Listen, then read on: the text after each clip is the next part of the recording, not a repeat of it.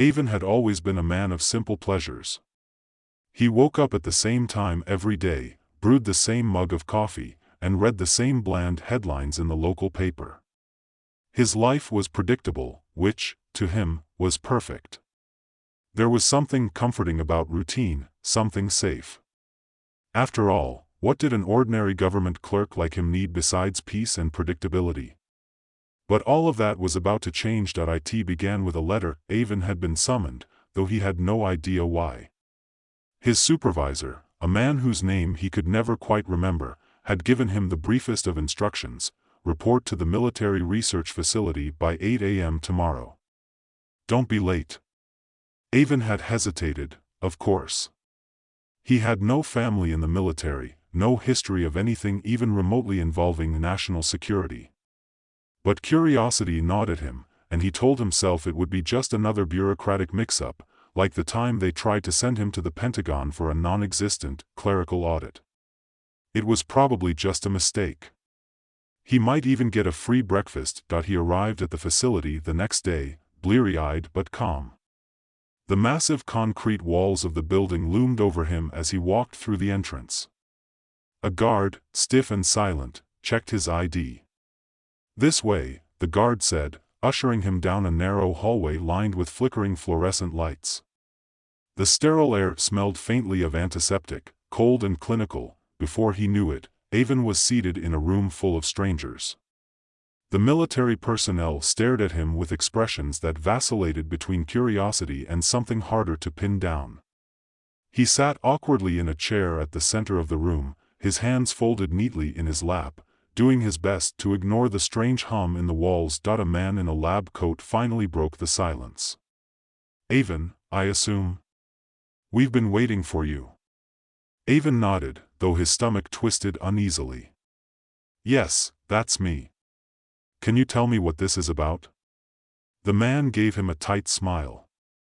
"We've been monitoring your progress for quite some time now. Your unique biological makeup has presented some interesting possibilities." Avon blinked. "My, what?" The scientist's smile faded slightly, and he glanced at the other people in the room as if weighing something. He cleared his throat.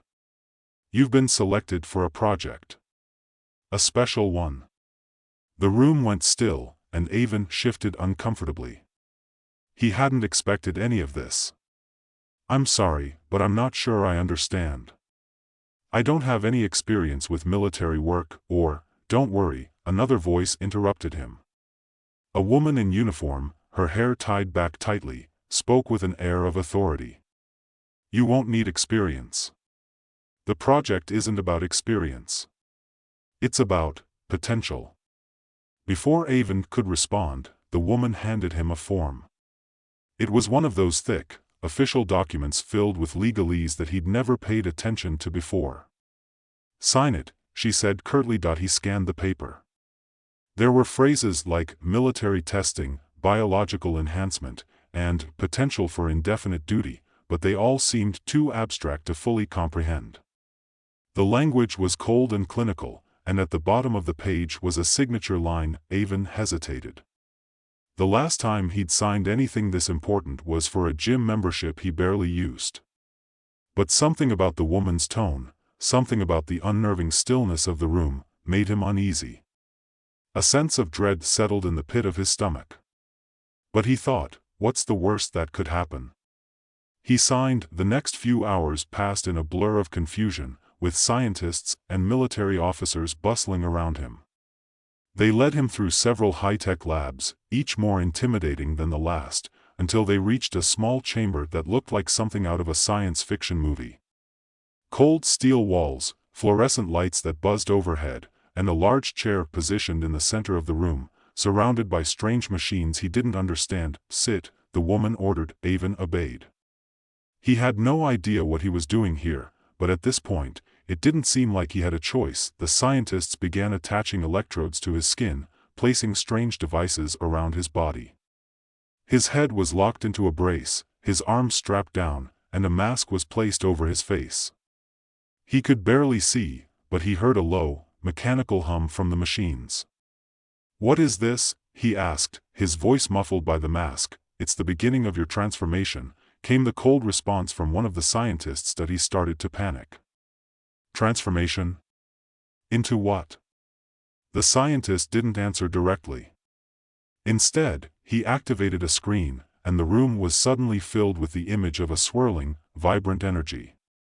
Avon recognized it as antimatter. It looked like something from a textbook, abstract and almost beautiful, until it flickered across the screen and seemed to dissipate into nothingness. Your body will be adapted to harness this energy. It will become a weapon, the scientist explained. The words made no sense. Avon tried to speak, but the mask prevented him from doing so. He felt the first, terrifying pulse of energy ripple through his body. At first, it was just a tingle, like static electricity running through his limbs. But then the sensation grew stronger, more insistent, until his muscles ached, and his veins burned. The pain was unbearable. His chest tightened as the energy coursed through his system, and for a moment, Avon thought he might pass out. But then something strange happened. The pain began to dull. His body felt different. Stronger, maybe. More alive. But also, detached. As if he was no longer entirely in control of what was happening to him. The scientists watched him closely, their faces impassive. He wanted to scream, to demand answers, but his throat was dry, and all he could do was breathe in short, ragged gasps. The energy inside him felt like an invasive force, powerful and relentless, but somehow, unnatural. When the procedure finally stopped, Avon's body was drenched in sweat, and his heart pounded in his chest. The mask was removed, and he gasped for air. "You're done?" he asked hoarsely, though his voice sounded strange to his own ears. The scientist nodded. "Your transformation is complete. You are now our first antimatter weapon." The words hit him like a hammer, but it took a few moments before they truly registered. Antimatter. Weapon. He had been turned into a weapon. "I don't want to be a weapon," Avon muttered, more to himself than to anyone else. The woman in uniform looked at him with cold eyes. "It's too late for that." As Avon was escorted out of the room, the weight of what had just happened began to sink in. He couldn't fully process it. He couldn't understand how his life had taken this turn, but he knew one thing for sure. He wasn't the same person he had been just a few hours ago. They told him he would be sent to the front lines. They said he was the key to ending the war, that he would be deployed in a strategic offensive where his newfound powers could turn the tide.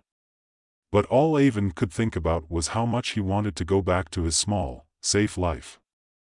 How he wished he could simply return to the mundane routine he had once taken for granted. But that life was gone. The doors to the facility opened, and Avon was shoved into a military transport, the gravity of his situation hitting him like a freight train. He was no longer Avon the clerk.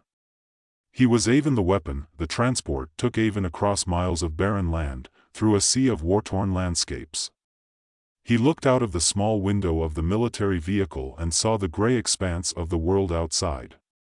There were no lush forests, no peaceful meadows, no reminders of a time when things had been simpler. All he saw were burned-out buildings, broken roads, and a sky choked with ash and smoke. The war was everywhere, alive and unforgiving. And now, so was he. He had been briefed on his mission, of course. He was to be the weapon that would tip the scales.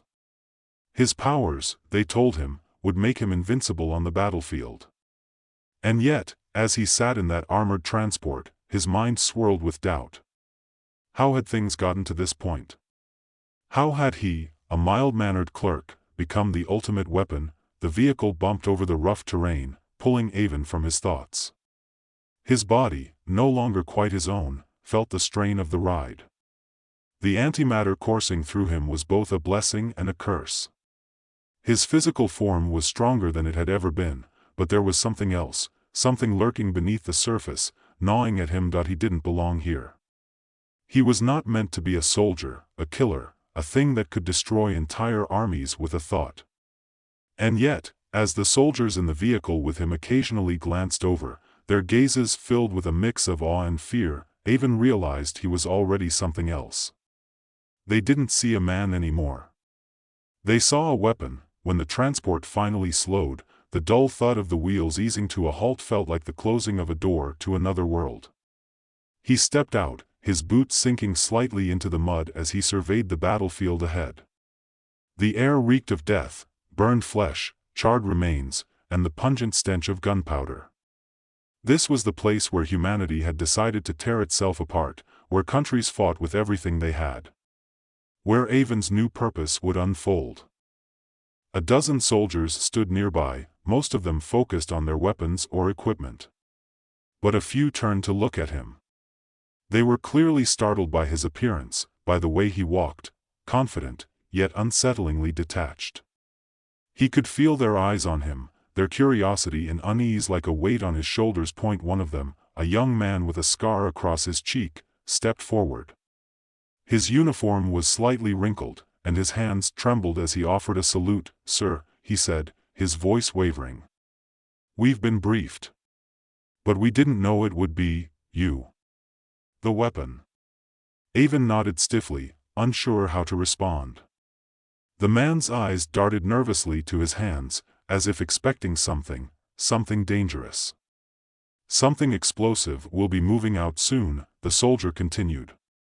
"The front lines are only a few miles away. Are you ready?" Avon didn't answer immediately. He wasn't ready. He wasn't even sure he could be ready. But the antimatter inside him was already making decisions for him. His mind felt disconnected, as though it was no longer fully in control of his actions.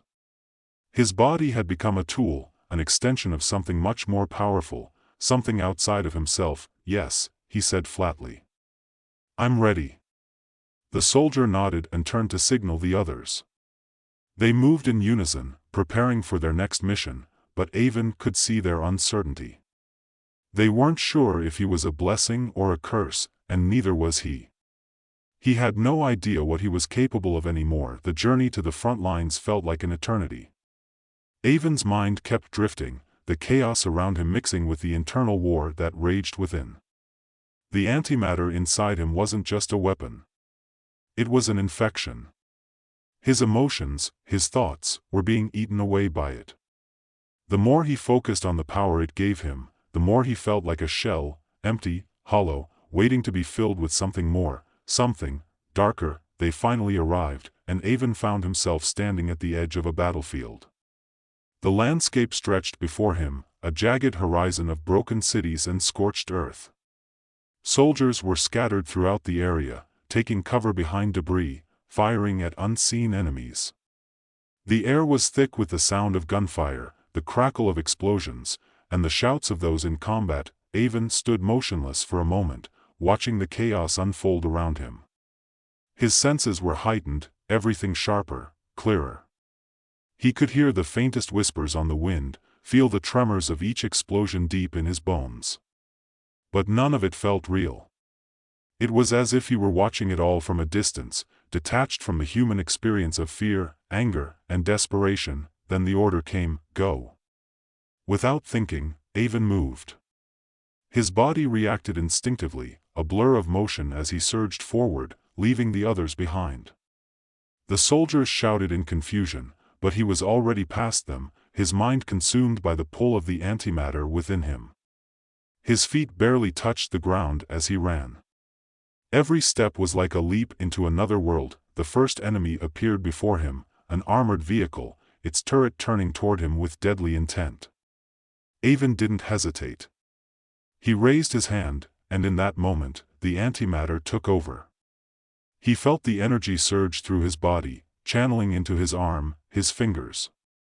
A flash of light exploded from his palm, and in an instant, the armored vehicle disintegrated. It was as if the very fabric of its existence had been torn apart, consumed by the antimatter's insatiable hunger. Avon didn't stop. He didn't feel the thrill of victory, nor the rush of power. There was nothing but the emptiness inside him. His mind drifted again, the sounds of battle fading into the background. He was a weapon, no more and no less. His humanity was slipping away, piece by piece, consumed by the force that had been unleashed within him. As he moved deeper into the battlefield, the bodies began to pile up. Enemy soldiers fell before him, unable to comprehend what was happening. One moment they were standing, firing, and the next, nothing. They were simply gone, wiped from existence by the antimatter in Avon's hands. It was so effortless, so clean. But there was no satisfaction. No relief. Just a growing sense of alienation. He passed by a soldier, one of his own men, who had been struck by shrapnel. The soldier was on the ground, clutching his side, blood staining his uniform. Avon stopped for a moment, looking down at him. The soldier's eyes were wide with fear, his lips trembling as he reached out, his hand weak and shaking. "Avon," the soldier gasped. What have they done to you?" Avon didn't know how to respond. The words caught in his throat, but the antimatter inside him stirred, urging him to move on, to keep going. He had no time for weakness, no room for empathy. He wasn't a man anymore. He was a weapon, but even as he turned away, something flickered inside him, something that was still human. It was brief, a flash of guilt, perhaps. But it was gone almost as quickly as it had appeared. The battle raged on, and Avon continued to fight, lost in the chaos of war, a being caught between two worlds. His body was no longer his own, and neither was his mind. The enemy was relentless, as was the antimatter within him. And as the hours dragged on, Avon could feel the darkness closing in, pushing him further from the man he had once been. Avon continued to move across the battlefield with grim determination. His steps were no longer human, no longer hesitant or unsure. Each stride was purposeful, filled with a force that seemed to originate from something outside of him, from the antimatter that had been grafted into his body. His senses, once dull and human, were now razor-sharp. He could hear every footstep, every gunshot, every whisper in the wind. But it wasn't real. It was all a blur, like a bad dream he couldn't wake up from. The air crackled with energy. The sound of battle had long since lost its meaning. It was nothing more than a background hum now. Avon felt the heat of explosions, the rush of wind as shrapnel flew by, but none of it touched him. He wasn't a man anymore. He was a force. A weapon. At some point, he lost track of time. Hours? Days? It didn't matter. He was never tired. He never needed to stop. He just kept moving, the antimatter pulsing in his veins, feeding on the world around him. His hands, now steady and precise, unleashed destructive bursts of energy with every movement. Every soldier in his path, whether friend or foe, was wiped away in an instant. Nothing could stand against him, and yet, somewhere deep inside, a voice whispered. It was a faint thing at first, something he could almost ignore. But the more destruction he wrought, the louder it became. "What have you become?" He brushed the thought away. It wasn't important. The only thing that mattered was the mission. The orders. The success. He wasn't Avon anymore, and there was no room for questions. No room for guilt. But even as the voice grew fainter, he couldn't stop the flicker of doubt that twisted in his chest. What had happened to the man he used to be? The one who spent his days filling out forms, drinking coffee at his desk, worrying about bills and promotions? Was he really gone? Avon's hand trembled for a moment as he fired a burst of antimatter at an enemy soldier. The soldier didn't scream. The soldier didn't even have time to react. The antimatter consumed him instantly, reducing him to nothing more than a smoldering, vaporized skeleton. But Avon didn't feel relief. He didn't feel victory. He felt nothing. The battlefield was his domain, but it felt empty. The faces of his fellow soldiers, once human and full of emotion, were now masks, pale imitations of life, their eyes wide with fear or awe as they watched him work. They called him the weapon, and Avon heard them talk behind his back. Some were afraid of him. Some revered him. But no one ever treated him like a man. They treated him like something else, something to be used. A blast of shrapnel tore through the air, snapping Avon back to the present. He ducked instinctively, the shrapnel glancing harmlessly off his enhanced skin, but the momentary lapse made him realize just how detached he had become from everything. His body was invincible. His mind, however, was not. As the day wore on, the war seemed to grow more intense. His powers began to spiral out of control. Avon wasn't sure if it was his own mental state deteriorating or if the antimatter within him was simply too powerful to contain. It felt like a fire inside him, always threatening to burn through his control, to lash out and destroy everything in its path. At one point, he was surrounded by a group of soldiers, enemy combatants, judging by their uniforms.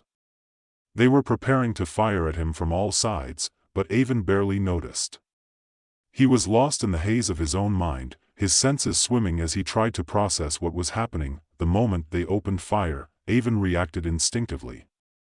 His body moved without thought, unleashing waves of energy in every direction. His palms glowed with bright, deadly light, and the soldiers were obliterated before they even had time to scream. They were vaporized in a flash, their bodies disintegrating into nothingness. It should have been exhilarating. It should have been the ultimate victory, but all Avon felt was a deep, sinking emptiness. The violence, no, the necessity, of it all. He wasn't a man anymore. He was something other. A voice, his voice, though twisted and cold, rang through his mind, as if it were being spoken from the depths of his soul. You are nothing. Just a tool. A weapon to be wielded. Avon's chest tightened. He wanted to push it away, to shout back, to fight against the force that was consuming him. But every time he tried to grasp onto something human, something familiar, the antimatter tore it away. His memories, his thoughts, were fading, slipping like sand through his fingers. The soldiers around him continued to move, carrying out their orders with precision. They had no interest in what he was thinking. They never asked him what he needed, what he wanted. He was just a weapon, a tool to be used and discarded when the war was over. But there was one moment, one brief flash, when Avon saw something that made him hesitate. Through the smoke and dust, he saw a soldier, one of the enemy. A man who was no older than he was, with a young face and wide, terrified eyes. For a moment, time seemed to freeze. Avon was staring at the man, this soldier who was just like him, someone who had been thrust into this nightmare, fighting for reasons that were no clearer than his own. The man was frozen, his weapon lowered, as if he couldn't believe the destruction happening around him, and then, Avon saw it, the flicker of recognition. The soldier was someone he knew, his name was Eli. Avon's breath caught in his throat as the realization hit him. Eli had been his childhood friend, the boy who had sat next to him in school, the one who had cracked jokes during class and shared his lunch with him when Avon had forgotten his own. They had lost touch after high school, but Avon never forgot him. The recognition was mutual. Eli's eyes widened in disbelief, and his mouth opened, as if to speak. But Avon wasn't sure what was happening anymore. The antimatter inside him was thrumming, louder now, pushing him to act, to destroy. It was too much, too overwhelming. Avon's hands clenched into fists, energy sparking from his fingertips. The force surged through him again, almost as if it were ready to explode. His body moved without his command. But he didn't want to, he couldn't, do this. Eli, Avon whispered, the word barely audible against the chaos of the battlefield. But it was too late. The antimatter reached out, and the blast was already in motion. A flash of light, brighter than anything he had ever seen. Eli's face disappeared, his form wiped from existence in an instant.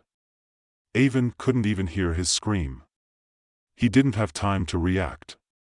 It was as if the explosion had come from within him, as if the energy had consumed everything in its path, including his conscience. The battlefield went silent for a moment. Avon stood frozen, his mind reeling. His breath came in shallow gasps, but he didn't know why. The antimatter pulsed inside him, but he didn't feel it. He didn't feel anything. The world around him was gone. The soldiers, the war, everything he had been fighting for, it was all just a blur. The only thing that remained was a dark, unrelenting emptiness. His old self, Avon, the man who had been so ordinary, so simple, was gone. In his place stood a weapon. He was the weapon now, and in that realization, Avon felt something cold and final inside him. There was no coming back. No escape, but even then, he felt the last flicker of humanity, deep within. It wasn't enough to save him. It wasn't enough to undo the destruction. But it was enough to make him wonder, just for a moment, if he had ever truly been human at all.